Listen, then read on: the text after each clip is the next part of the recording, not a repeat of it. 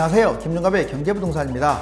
구독과 좋아요 부탁드립니다. 집값이 어떻게 될 것이라는 예측은 여러 변수가 작용하기 때문에 쉽지 않지만 한 가지 확실한 것은 단기간 올랐다고 하여 오른 것이 아니라 한 번은 반드시 돌아올 하락장에 얼마나 떨어질 것인가와 다음 상승장 꼭지에 얼마나 오를 것인가를 유추해야 한다는 점입니다. 그런 의미에서 지금 집값은 올라봐야 남는 것이 없고 떨어지면 폭락할 확률이 높기 때문에 아쉬운 것은 매도자니까 매수자는 너무 조급해할 필요가 없으니까 넉넉하게 지켜보셨으면 좋겠습니다. 지금 집값이 과연 언제까지 오를 것이며 언제 어느 곳을 매수해야 하는지 강력한 가이드라인을 제시해 드릴 테니까 끝까지 시청 바랍니다. 코스피와 상해종합지수는 하락, 글로벌 증시는 상승, 달러는 계속 약세를 이어가고 있으며 금과 은은 상대적으로 강세입니다. 서울 집값 과연 떨어지기나 할까? 부동산 언제 무엇을 잡아야 할 것인가? 지금 1997년 외환위기, 2008년 세계 금융위기 계속 오르내림을 반복하고 있는 사이클입니다. 자, 지금 이 빛바랜 사진만 봐도 이때 분위기가 얼마나 침울했는지 알 수 있겠죠. 그럼에도 불구하고 지금 아파트 시장은 줄이 쭉 섰네요. 자, 집값 끝물 신호가 나타나고 있습니다. 항상 극과 극은 통한다고요. 자, 여러분들 가장 어두울 때 바로 여명이죠. 가장 어두움이 지나면 가장 밝은 여명이 생겨나잖아요. 똑같은 거예요. 여기 보시면 지금 집값 끝물 신호로서 경제 불안, 현금 증가, 국내의 경제가 얼마나 지금 불안합니까? 그리고 현금을 실적 부자들이 많이 저축하고 있어요. 그 다음에 정부 정책, 융단 폭격. 지금 약간 일시적으로 정부 정책이 주춤했다고 해서 정부가 규제를 포기한 것은 아닙니다. 지금 경제 이런 부분들이 워낙 엄중하기 때문에 속도 조절을 하는 것일 뿐 이제 융단 폭격할 일은 이것만 남은 거예요. 전세 하락하고 있고요. 거래는 사실상 지금 실종 상태예요. 여러분들 시장 돌아다니면 매물도 없지만 주로 찾으러 돌아다니는 사람들도 금매 위주로만 찾으려고 하잖아요. 요즘은 매수자 매도자 둘 다 약아서요. 쉽지가 않은 시장입니다. 집값은 어마무시하게 폭등하고 있고 호가는 상승하는데 자, 그걸 추격 매수해서 받쳐줄 세력이 없습니다. 지금 해골들이 뼈다귀까지 그려져 있는데 사실상 이런 정말 무서운 시기라는 걸 여러분들이 꼭 기억하시기 바랍니다. 서울 아파트 폭등락과 자, 같이 한번 보자고요. 서울 아파트 폭등과 폭락. 송파구 잠실동 아시아선수촌 46평. 한 세 가지 정도만 예를 한번 볼까요? 용산구 신계동의 이편한 세상 34평. 동작구 흑석동 자, 한강센트레벨 32평. 먼저 아시아선수촌 46평.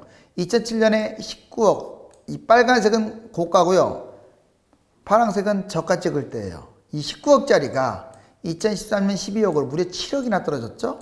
그러다가 2019년 지금 현재 신고가를 찍고 있는데 25억, 무려 13억이나 뛰었네요. 자, 그렇다면 2023년을 대충 바닥으로 봤을 때 얼마나 떨어질 것인가?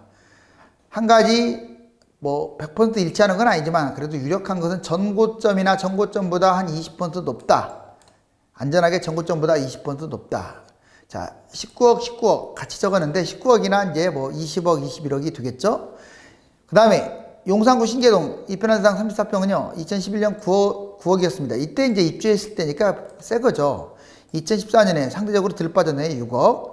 근데 2019년에 15억으로 현재 거의 더블 이상 뛰었죠? 자, 무려 9억이나 뛰었습니다.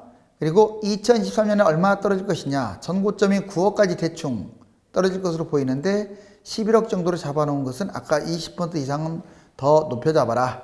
자, 그 다음에 동작구 흑석동 한강 센트레벨 32평 2011년에 입주했는데 8억 정도 했습니다. 2013년에 이 새 아파트가 무려 6억이나 추락해요. 분양가 밑으로 떨어지는 거예요. 그 다음에 2019년 14억까지 치고 올라갑니다. 무려 지금 보니까 8억이 뛰었죠. 2023년에 그럼 얼마나 떨어지느냐. 전고점 약 8억. 그러니까 20% 더 높게 잡으면 10억. 사실상 이게 거의 좀 비슷한 유추라고 할 수가 있습니다. 물론 금융위기가 터지면 더 떨어질 수도 있어요. 자, 지금 상당히 현재 이 가격을 보면 위험하잖아요. 벌써 현재 여기잖아요. 뭐 올라가 봤자 얼마나 뛰겠습니까? 자, 보자고요. 지금 현재 10억 아파트가 있다. 이게 10억을 10억으로 보지 마세요. 지금 폭탄을 달고 있죠. 이렇게 다. 원래 바닥장, 그러니까 바닥이래 봤자 지금 6년째 올라간다고 치고 2013년인데 4억이었어요. 4억짜리가 평균 시세 4억짜리가 지금 10억. 서울 평균 중위 가격하고도 똑같아요. 자, 그러면 여러분들이 만약 이걸 매수한다. 꼭 명심해야 돼요. 이 10억짜리를 매수했을 때는 4억이 10억으로 정말 놀랍게 2배 이상 뛰었다는 걸 인식하고 잡아야 한다고요. 근데 막상 잡으러 가면 호가 11억이 아마 나와 있을 거예요. 자, 잡았다고 합시다. 운 좋으면 뛸 수 있겠죠. 뛰고, 그래요. 11억이 12억으로 뛰었네요. 1억 벌었네요. 또 뛰고, 좋아요. 자, 운 좋아서 또 뛰었습니다. 13억. 이게 뛴 게 정말로 뛴 것일까? 결국은 뻥하고 뭔가 터지게 됩니다. 설령 터지지 않더라도 스물스물 가격이 빠지게 돼요. 내가 매수한 이 호가가 얼마가 뛰느냐, 이 뛰는 기대감은 적은 데 비해서 밑에 아까 이만큼 여기서 올라왔다고 했잖아요. 여기까지는 안 떨어지겠지만 이것과 현재 시대의 중간 가격만 빠지더라도 정말 난리가 나는 상황이 돼요. 자, 뛰어도 먹을 게 없다. 이게 키포인트예요. 잡아야 할 시기와 지역 아주 중요합니다. 자, 우리가 그럼 어디를 잡아야 할 것이냐, 그리고 어느 곳을 잡아야 하느냐. 솔직히 말씀드리면 이 시점에 잡아야 할 곳이 어디 있겠어요. 그쵸? 서울과 경기도는 똑같이 가요. 우리 지역은 별로 안 뛰었는데요. 오히려 10년 전보다 더 가격이 낮은데요. 그렇다고 하더라도요, 주택수가 지금 계속 공급이 늘어나면서 상대적 입지 하락, 그러니까 비슷한 입지의 입주 물량이 많아서 경쟁하고 있는 거예요. 그래서 거래량도 줄어든 거예요. 특히 경기도가 그런 것들이 많아요. 그렇기 때문에 내 것이 안 뛰었다고 해서 지금 바닥장이 아닌 거예요. 다 상투장입니다. 다 상투장. 수도권은 뭐 강남이 많이 뛰니까 강남은 더 상투장이다 이런 거 없어요. 다 상투장 뿐이에요. 그렇지만 이제 제가 오늘 아주 중요한 얘기를 해줄게요. 먼저 잡아야 할 시기와 지역. 그래도 이렇게 가시는 게 가장 안전합니다. 순수 투자자, 그 다음에 투자 우선, 실거주 겸 투자자, 실거주자, 이렇게 크게 네 방향의 부류로 나눠볼 수가 있어요. 자, 순수 투자자는요, 무조건 기다리세요. 자, 제가 왜 이 얘기를 하냐면, 지금 이제 많이 기다릴 사람부터 적게 기다릴 사람, 이 순으로 제가 지금 나열했거든요. 4단계를. 자, 예를 들면, 순수 투자자는 2021년에서 2023년, 쉽게 말하면 완전 2년, 3년, 4년 기다릴 폭 잡고 바닥쟁이 잡아라 이런 말이에요. 글자 그대로 순수 투자자인데 뭐가 걱정입니까? 아까 제가 가격 얼마나 뛰었는지 보여드렸잖아요. 그게 중요한 거잖아요. 자, 그러면 이분들은 뭐 어디를 잡느냐, 이렇게 기다렸다. 분명히 떨어질 거예요. 반드시 떨어질 날 옵니다. 뛰었다 떨어지든 그냥 바로 떨어지든 어떻게 가든 간에 폭락장세는 반드시 와요. 자, 하락 큰 곳들을 잡는 게 최고입니다. 명심하세요. 하락폭이 큰 곳이다. 그럼 어디가 하락 크냐? 강남, 한강, 도심. 바로 여기가 가장 하락폭이 큰 곳이에요. 거기는 너무 비싼데요. 지금 가격으로 따지지 마세요. 지금 가격에서 반토막이 나거나 3분의 1토막이나 3분의 2선에서 시세가 형성되거나 하기 때문에 충분히 잡을 수도 있어요. 그리고 그때는 또 대출을 왕창 끼워도 됩니다. 왜? 그때는 규제가 다 사라지고 부양제까지도 나올 수 있으니까. 자, 그 다음에 이제 투자 우선. 2, 3년 기다릴 수는 없더라도 적어도 2021년 약 1년 정도 하락할 때까지 내가 기다릴 수가 있다 하시는 분들 역시 마찬가지입니다. 1년 정도 계속 빠지면요, 하락이 큰 곳들이 많이 빠져요. 주로 서울 3권, 아까 강남, 한강 도심권, 그리고 서울권 전역, 서울 전역 다 좋아요. 그리고 서울 인접지역 좀 1, 2개 신도시 지금 비싼 곳들 있죠. 이런 곳들이 많이 빠질 거예요. 그러니까 많이 뛴 곳과 하락은 비례합니다. 그리고 가격이 비싼 곳과 하락도 비례합니다. 그 다음에 실거주 투자자, 이분들은요, 이제 실거주라는 명목도 있으니까 1년 이내로 아마 집을 잡을 가능성도 있잖아요. 자, 2020년 총선 이후로 아마 집을 잡을 가능성이 높다고 봐요. 자, 하락 큰 곳, 역시 하락 큰 곳이 우선입니다. 여러분들 3개월만 빠져도요, 많이 빠져요. 이 급매로 나오기 때문에. 지금하고 천지차예요. 지금은 매도 호가가 높은데 이게 사라지면서 현재가에서 그냥 밑에 급매가 나오니까 앉은 자리에서 10억짜리는 2억이 싼 거예요. 앉은 자리에서. 자, 서울 외곽 중심으로 그래도 잡는 것이 좋을 것 같고요. 상승이 적은 곳, 호가가 낮은 곳 위주로 매수하는 게 좋겠습니다. 그러니까 단기간에 잡아야 할 사람들은 강남 접근하면 안 돼요. 강남이 떨어져봤자 얼마나 떨어졌겠어요. 그쵸? 자, 물론 금액은 많이 떨어졌을지 몰라도 비율상으로는 자, 외곽 잡는 게 맞습니다. 이번에 실거주, 나는 정말 이제 집을 잡지 않으면 잠이 안 오고 병이 생길 것만 같다. 그리고 꼭 잡아야 한다. 그렇다면요, 이번에 이제 발표 다음 주에 날 거예요. 그거 보면서 총선 전에 매수를 하세요. 뭐 굳이 끝까지 매수 안 할 필요는 없어요. 다만 조건이 있습니다. 그 중에서 하락폭이 좀 큰 걸 잡고요. 서울 외곽을 좀 위주로. 그러니까 서울 중심부는 너무 많이 뛰었으니까. 그리고 상승폭이 적은 곳, 호가가 낮은 곳. 이거 호가가 낮다라는 말도 상당히 중요해요. 호가가 사라지려고 할 때 잡으라고요. 자, 이렇게 크게 이 4단계로 나눴습니다. 여러분들 성향은 어딘지에 따라서 이 잡아야 할 시기와 잡아야 할 지역이 정리됩니다. 이걸 정리하자면 투자자일수록 2, 3년 예상 바닥장을 기다리십시오. 매수가 빠를수록 서울 외곽의 저가 매수, 늦을수록 강남 등 고가 매수를 해라. 이해가셨죠? 그러니까 지금부터 좀 빨리 매수하는 사람들은 사이드에 저가 아파트를 잡으라고요. 그게 별로 안 떨어지니까 나중에. 근데 오랫동안 기다려서 잡는 사람은 아마 강남이 많이 떨어질 가능성이 크니까 고가 아파트. 세 번째, 부동산 매수 후에 집값이 폭락을 했다. 그럴 수도 있잖아요. 내가 매수했는데 이제 팔려고 했더니 안 팔리는 거야. 환장하겠어? 그렇다면 바닥장에 내 것이 2억 떨어졌다고 너무 슬퍼하지 말고요. 바닥장에 내 거보다 더 많이 떨어진 한 4억, 5억 떨어진 것으로 갈아타 버리세요. 내 거 그냥 가볍게 던져버리고요. 갈아타시라고요. 다만 이때 조건이 있어요. 지금 매수할 때 그래서 황금성 있는 것을 잡아야 돼요. 아파트가 아닌 걸 갖고 있거나 나홀로를 갖고 있거나 잘 거래가 안 되는 지역의 아파트를 갖고 있는 사람들은 바닥장에 갈아타기도 못해요. 엄청나게 싸게 내놔도 입질조차 안 옵니다. 자, 장기와 단기 매수 구분을 해보자고요. 2, 3년 장기로 접근할 곳. 자, 아까 했던 말을 정리하는 거예요. 2, 3년 장기로 접근했던 곳은 이제 비싼 곳이에요. 2, 3년 있다가 잡을 곳들은 집값이 많이 떨어진다는 조건이잖아요. 강남권, 한강권, 도심권, 강남 4구, 마용, 성광, 마포구, 용산구, 성동구, 광진구, 강서, 양천, 동작, 영등포, 동대문, 중구, 종로구. 비록 집값이 비싼 곳들이죠. 그 다음에 1, 2기 신도시는 과천, 분당, 성남, 하남, 평촌, 안양, 구리, 용인, 의왕 이런 곳들 1, 2기 신도시 및 경기도의 고가 아파트 이런 것들은 지금 잡으면 위험해요. 이해가셨죠? 경기도도 마찬가지입니다. 물론 제가 말씀드린 이 경기도에서 가격이 싸다 상대적으로 잡을 수 있어요. 제가 말씀드린 것은 가격이 많이 뛴 곳들을 말하는 거예요. 그런 거 잡으면 위험합니다. 자, 상승폭이 큰 지역과 10억 이상 고가 아파트 또는 재건축, 재개발, 뉴타운 자, 이런 것들은 위험합니다.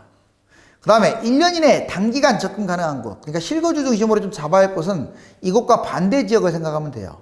웬만하면 서울 변방, 경기 좀 저평가 지역, 가격이 별로 안 오른 지역 좀 이상한 곳 말고요. 노원구, 도봉구, 강북구, 중랑구, 성북구, 서대문구, 금천구, 구로구 등 여기에 해당되고요. 그렇다고 이곳이 다 그렇다는 건 아니에요.